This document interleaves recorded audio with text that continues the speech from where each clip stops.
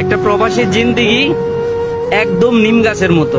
নিম গাছ যেমন একটা ঔষধি গাছ, তার বাকল সবাই ব্যবহার করে, তার ছাল সবাই কেটে নিয়ে ব্যবহার করে, নিরুগ্ন হয়, নিজেকে নিরুগ্ন করে, তার ছায়ার তলে, তার ডালে তলে বসে নিজেকে বিশ্রাম দেয়।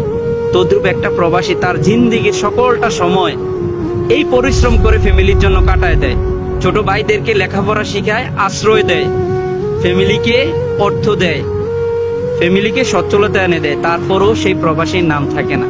যখন দেশে যায় তখন ধিক্কার শুনতে হয়। কখনো কখনো সেই ফ্যামিলি তাকে ধিক্কার দিয়ে যে উপার্জিত তার টাকা দিয়ে ঘরটা বানায় সেখান থেকেও বিতাড়িত করে।